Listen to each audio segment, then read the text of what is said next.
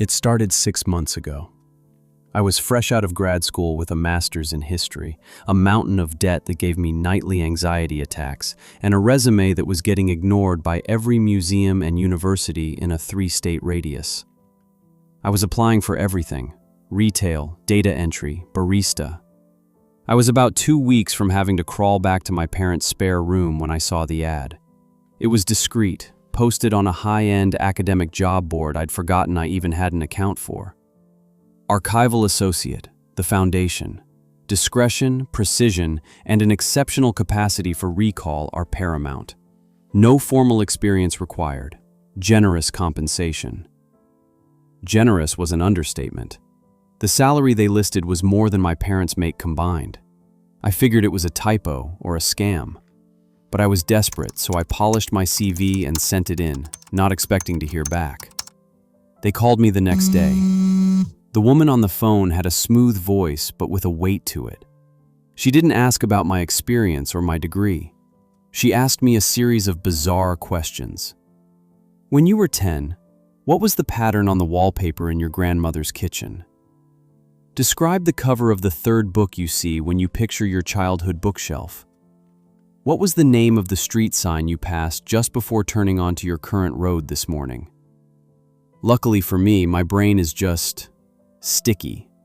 Details cling to it, and I know for a fact that it's a photographic, sensory thing.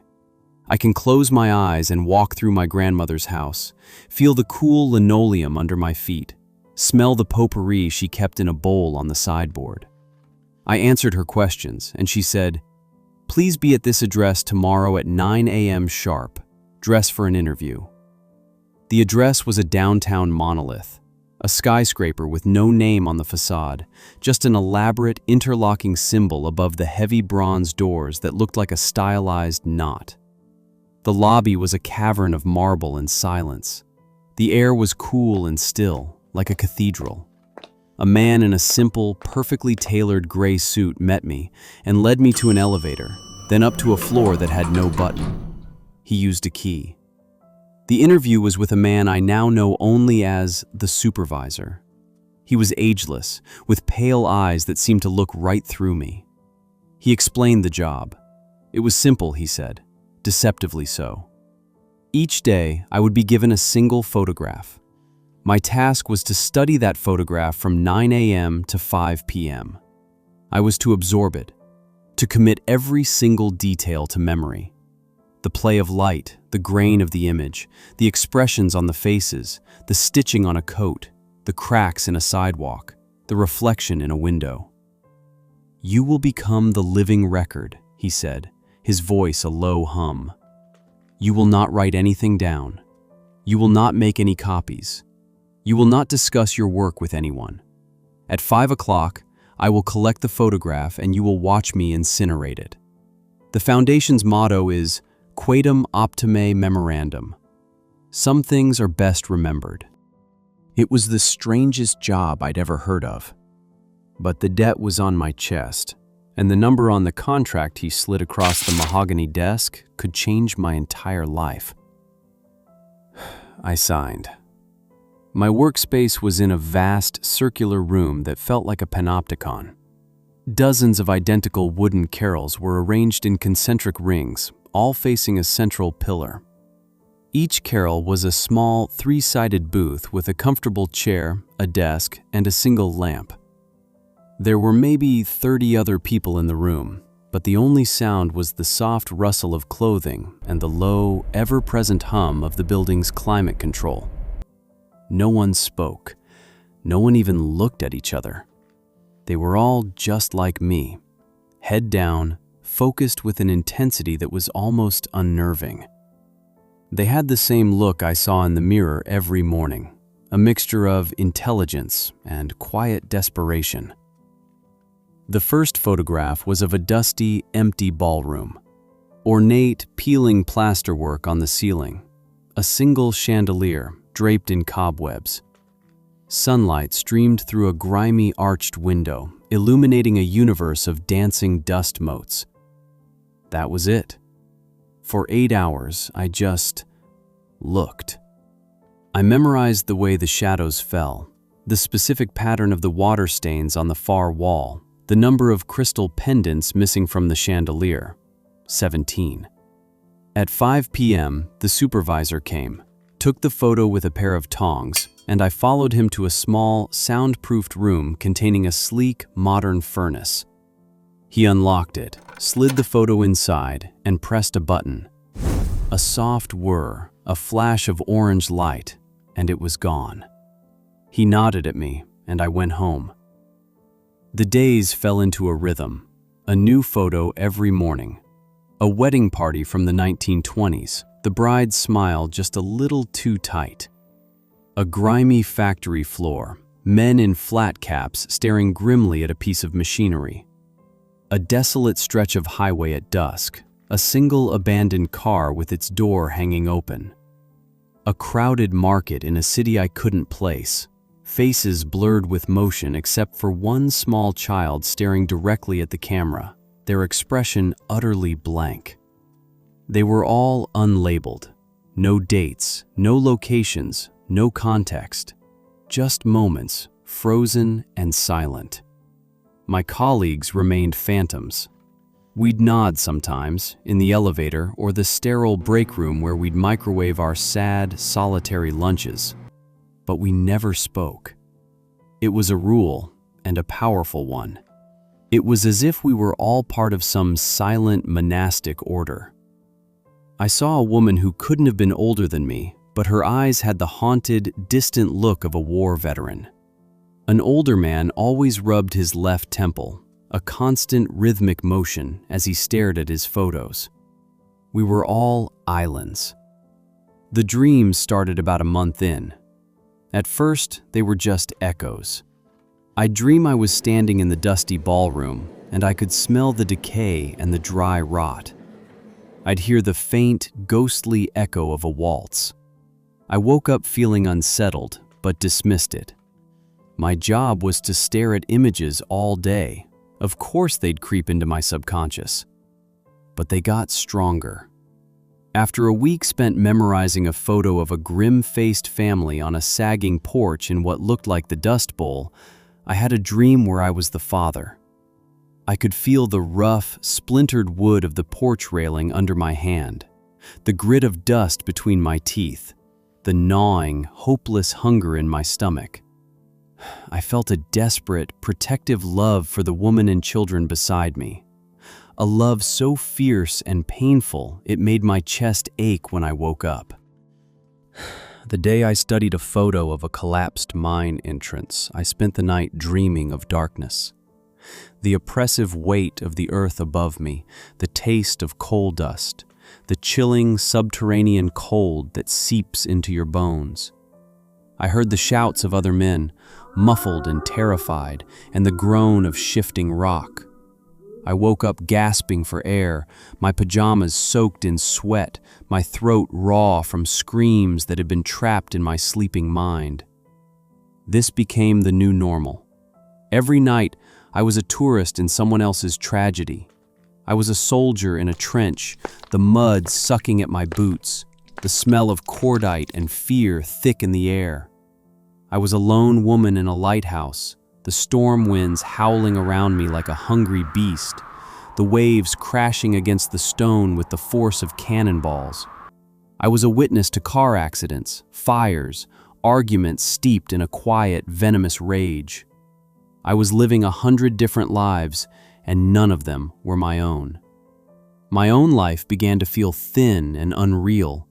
I'd be walking to the grocery store, and the texture of the modern pavement would feel strange, alien. The bright colors of the cereal aisle seemed garish and loud compared to the sepia and black and white worlds I inhabited every night. My own memories started to get fuzzy. I had to really concentrate to remember my college roommate's name, but I could tell you the exact pattern of the rust stains on the hull of a shipwreck I'd studied for 8 hours 3 weeks prior. The first major crack appeared on a Tuesday. I had spent the day with a particularly haunting photograph. It was a street corner, sometime in the late 70s, judging by the cars and clothes. A crowd was gathered, looking at something just out of frame. Their faces were a mixture of shock and morbid curiosity. But my focus, for 8 hours, had been on one man at the edge of the crowd. He was younger, maybe in his early 20s, with a thick mustache and a denim jacket. He wasn't looking at whatever the main event was. He was looking away, his face pale, his eyes wide with a specific, personal terror. He was the only one who looked truly afraid. That evening, on my way home, I saw him. I was waiting to cross the street and he was on the other side. Older, of course. His mustache was gray, his face lined with the intervening 40-odd years. But it was him. The same wide-set eyes, the same shape of the jaw. The denim jacket was gone, replaced by a rumpled tweed coat, but it was unmistakably the man from the photograph. I froze. My heart slammed against my ribs. It had to be a coincidence, a trick of the light, my overstimulated brain making connections that weren't there. But then he turned his head and his eyes met mine across the 4 lanes of traffic. Recognition dawned on his face, and then horror. The exact same expression from the photograph. A raw, gut-wrenching terror that seemed to suck all the air out of the space between us. He looked at me as if I were a ghost, as if I were the very thing he'd been running from on that street corner all those years ago. He stumbled backward, turned, and practically ran, disappearing into the evening crowd. I stood there for a long time, the traffic lights cycling from red to green to red again, the world moving on around me while my own had just ground to a sickening halt. That was when the paranoia began in earnest. The silence of the archive, once peaceful, now felt predatory. The hyper-focus of my colleagues no longer seemed like professional dedication. It looked like a desperate attempt to keep something at bay. I started watching them more closely. The man who rubbed his temple, his hand would sometimes twitch, his fingers splaying as if trying to ward something off. The young woman's haunted eyes would occasionally flick towards an empty space in her carrel, her breath catching for a second, before she forced her gaze back to the photo. I had to know what was going on. I broke the cardinal rule. I waited for the temple-rubbing man in the break room. He was nuking a container of what looked like plain rice. I walked up to him, my heart thudding. "Excuse me," I said, my voice sounding rusty and loud in the quiet room. He flinched. He didn't just turn, he physically recoiled, his back hitting the counter. He looked at me with wide, panicked eyes, shaking his head frantically. He grabbed his rice, the microwave beeping insistently, and almost ran from the room, never once making eye contact. He didn't say a single word. The message was clear. We don't talk. We can't talk. Maybe we're not allowed to talk, or maybe we're just too afraid of what might happen if we do. Then, people started to disappear. One Monday, the carrel to my left was empty. The man who sat there, a quiet fellow with thinning hair, was just gone. No one mentioned it. His desk was cleared out, as if he'd never existed. 2 weeks later, the woman with the haunted eyes was gone too. Her carrel also wiped clean.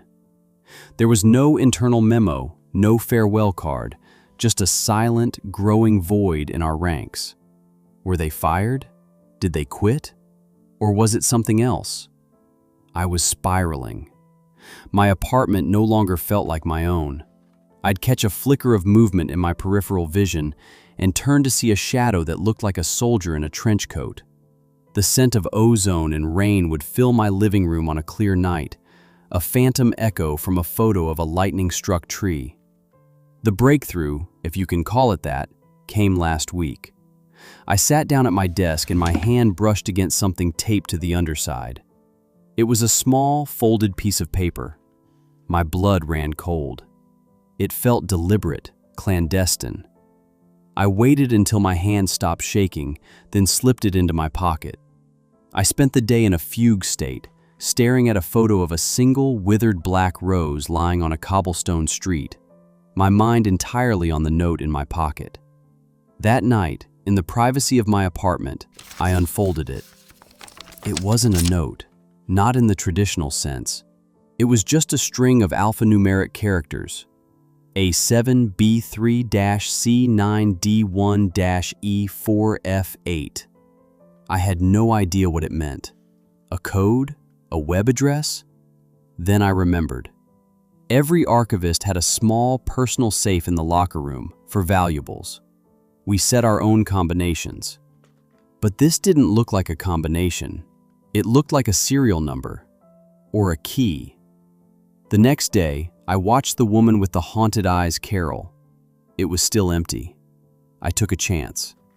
After everyone had left, my heart pounding so hard I could hear it in my ears, I went to the locker room. I found her locker. Next to the combination dial was a small, almost invisible keyhole. It was an override. This had to be it. I looked for a key, but then it clicked. The sequence was a password for the digital lock on her safe. I typed in the sequence. There was a soft beep and a heavy click. The safe was full with paper, scraps, notebooks, loose-leaf sheets filled with a frantic, spidery handwriting. It was forbidden knowledge. The one thing we were never, ever supposed to do. She had been writing it all down. I took it all, stuffed it in my bag, and ran. I've spent the last 3 days poring over her notes. It's not a single, coherent narrative. It's the fragmented, desperate research of a brilliant, terrified mind. There are clippings from obscure historical journals, printouts from physics forums, and pages of her own synthesis. And I finally understand. According to her notes, certain moments in time, certain places, are so saturated with trauma or violence or some powerful paradoxical emotion that they create a kind of scar on reality, a resonance. She used a lot of terms I barely understood: quantum entanglement, temporal feedback loops, mnemonic resonance. But the term she kept circling, the one she'd scrawled over and over in the margins, was genius loci, spirit of place. But she'd added her own qualifier, genius loci malignum. These aren't just memories of bad events. They are the events themselves, still echoing.